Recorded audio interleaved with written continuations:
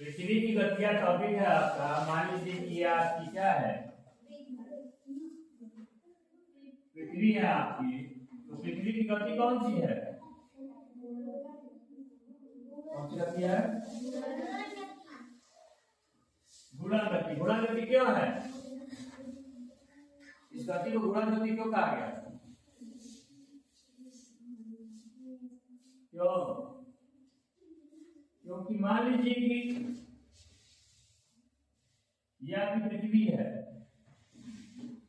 ये इसका एक्सिस है, ये इसका क्या है? एक्सिस, यानी कि इसका क्या है?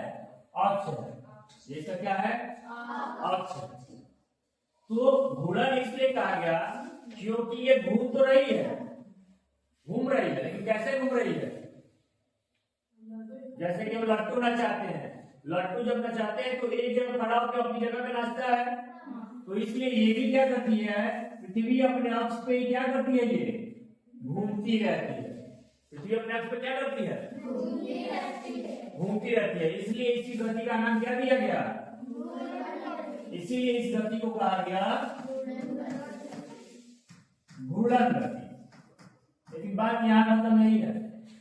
बात ये कि ये तो अपने अक्ष पे घूम रही है, लेकिन हम सभी जानते हैं कि अगर यहाँ पे ये अगर सूर्य है तो मान लीजिए कि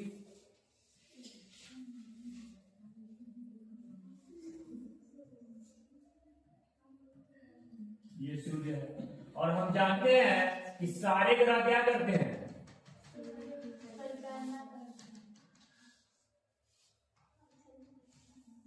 क्या करते हैं? इसके चारों तरफ चक्कर लगा रहे हैं। तो जो चक्कर लगा रहे हैं, तो भाई हम तो जानते हैं कि ये घूर्णन गति कर रही है, अपनी जगह पे घूम रही है। लेकिन घूमने के साथ साथ ये क्या कर रही है? इसके परितः घूम रही है। इसके परितः माने चारों तरफ। इसलिए जब ये इसके चारों तरफ घूमेगी तो इसका घूमना क्या कहलाता है? परिक्रमण। और एक और वर्ड है परिभ्रमण। दोनों में अंतर पहले क्लियर कीजिए। परिक्रमण क्या है, परिभ्रमण क्या है? ऐसा बात है, एक घर में समझिए। हम अपने घर पे भी रहते हैं तो हम क्या कहते हैं? शनिवार के दिन कई लोग क्या करते हैं? पूजा करने जाते हैं पीपल के पेड़ का। तो पीपल का पेड़ होता है तो हम क्या, तो इसी बात से याद रखिएगा, जब कोई व्यक्ति किसी दूसरे व्यक्ति के चारों तरफ घूमे तो उस पोजीशन को हम क्या कहते हैं? परिक्रमण। क्या कहते हैं? तो उसी हिसाब से पृथ्वी जो है ये सूर्य के चारों तरफ घूम रही है, ऐसे घूम रही है जब, तो इसका घूमना क्या कहला रहा है? ये इसका घूमना ये क्या कहला रहा है? परिक्रमण। जब ये सूर्य के चारों तरफ घूम रही तो परिक्रमण। और जब ये अपने अक्ष पे इस पे घूम रही है तो ये क्या है? ये परिभ्रमण। दोनों में अंतर समझ में आया? एक और चीज में ध्यान दीजिए। यहाँ पे हमने ये कहा कि जो पृथ्वी का अक्ष है यहाँ पे है, ये तो नाम समझिए। लेकिन एक चीज ये हमेशा याद रखिएगा, पृथ्वी क्या सीधे खड़ी है? नहीं, पृथ्वी जो है ये अपने अक्ष में मान लीजिए 23.5 डिग्री जहाँ झुकी हुई है,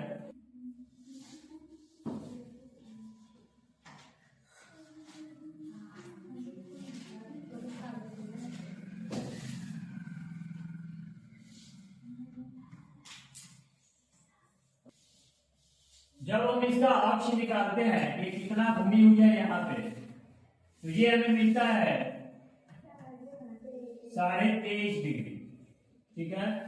इसी अक्ष के झुकाव के कारण, जब पृथ्वी अपनी जगह पे पूर्ण रूप से घूम के आती है, पृथ्वी क्या करती है? तो उसे टोटल टाइम कितना लग जाता है?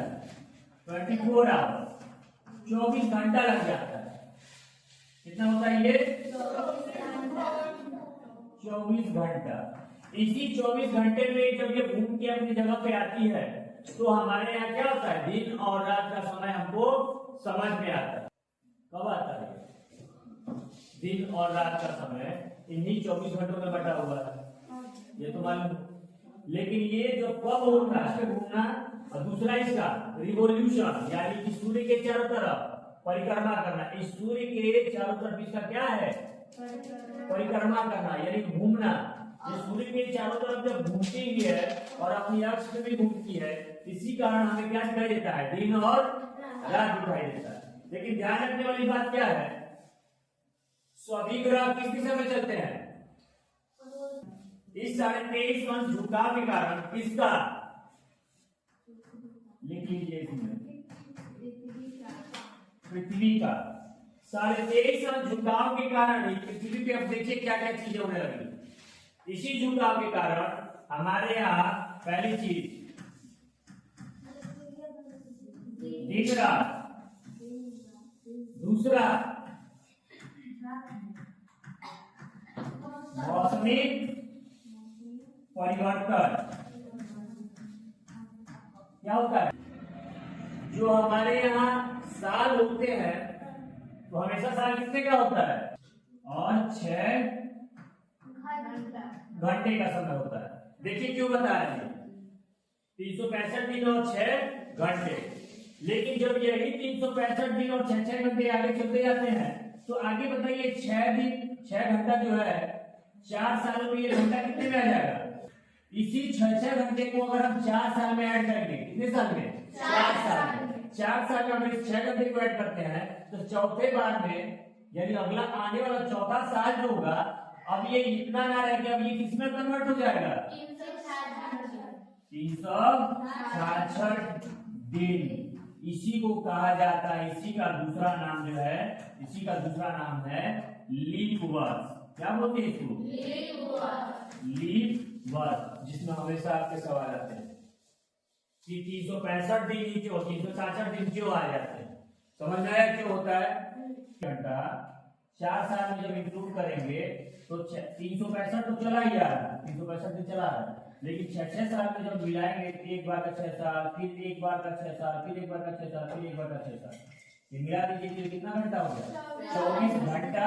और 24 घंटा हम जानते हैं इसके बराबर क्या होता है, एक दिन। एक दिन हो गया, 365 में एक दिन जोड़ेंगे तो कितना हो गया, 366 दिन। समझ में आया। अब ये 366 दिन कैसे हुआ, लीप ईयर कैसे आया, तो इतना ध्यान रखिए इसको। चंद्रमा में दिखता है इसी 23.5 अंश झुकाव और पृथ्वी के घूर्णन गति के कारण भी हमें इस चंद्रमा में क्या दिखाई देता है, चंद्रमा ऐसा प्रतीत होता है कि चंद्रमा की गति क्या है, चंद्रमा की गति ईस्ट टू वेस्ट यानी कि पूर्व से पश्चिम समझ में आती है, पूर्व से पश्चिम समझ में आती है। 4 नंबर में इसको लिखिएगा। एक और चीज इस पे ऐड कीजिए, ध्यान दीजिए, हमने जो कहा था 366 दिन का एक लीप वर्ष होगा, अधिवर्ष होगा, तो ये अधिवर्ष किसमें होता है, हमेशा हम देखते हैं फरवरी कितने दिन का होता है, फरवरी हमारी कितने दिन की होती है, फरवरी 28 दिन की होती है। लेकिन हर 4 साल में कितना दिन का हो जाता है, 4 साल के बाद या चौथे साल में, चौथे साल में फरवरी कितने की जाती है, 29 दिन। यही कौन सा होता है, यही ये अधिवर्ष होता है, याद रखिएगा इसको। वही अधिवर्ष होता है जिसे हम लीप ईयर के नाम से जानते हैं। सामान्य वर्ष जो होता है वो 365 का ही 1/4 दिन, कितना लिखते हैं, या इसी को दूसरी भाषा में लिखते हैं या 365 दिन और 6।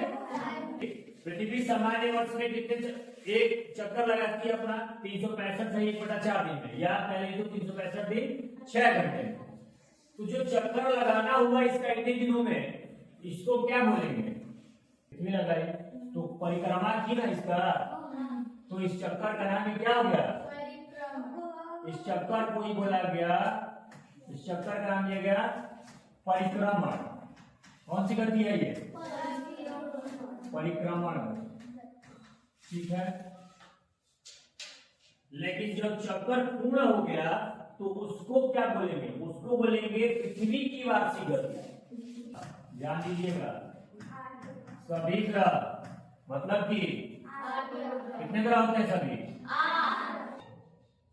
पश्चिम से पूर्व की ओर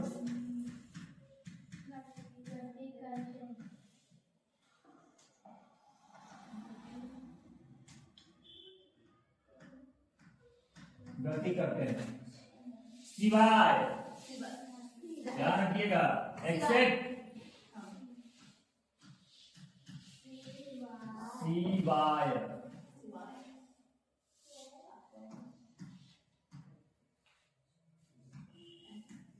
एक्सेप्ट किसको? शुक्र और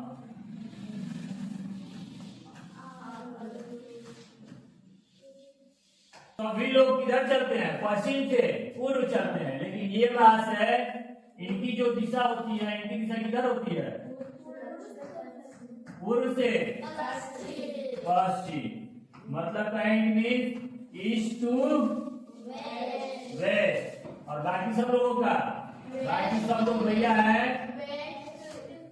वेस्ट टू ईस्ट,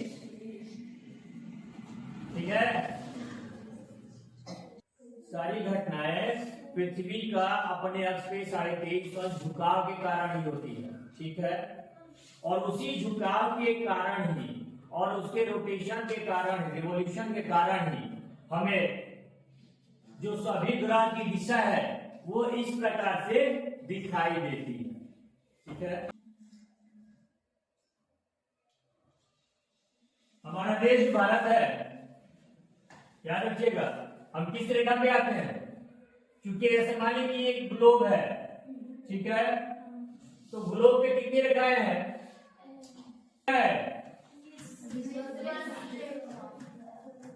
विषुवत, ऊपर वाली लाइन का नाम क्या है?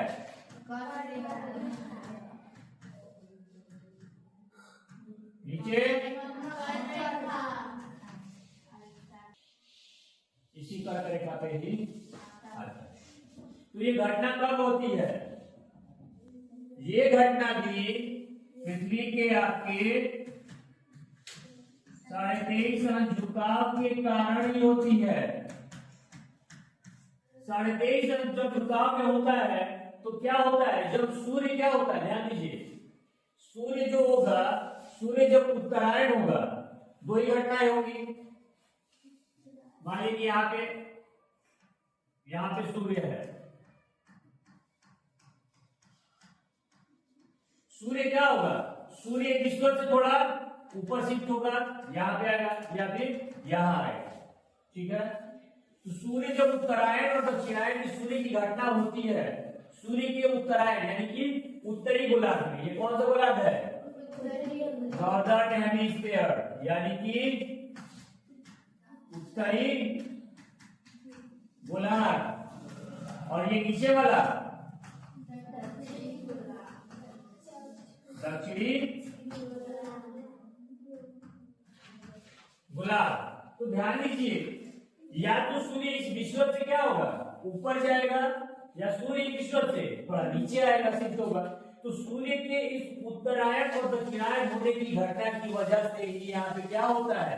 मौसमी परिवर्तन होता है। इसी के कारण, इसके शिफ्ट के कारण सूर्य जो होता है शिफ्ट होता है उत्तरी गोलार्ध में और दक्षिणी गोलार्ध में। सूर्य के उत्तरी गोलार्ध और दक्षिणी गोलार्ध में, northern hemisphere and southern hemisphere में शिफ्ट होने के कारण ही मौसमी परिवर्तन देखने को मिलता है।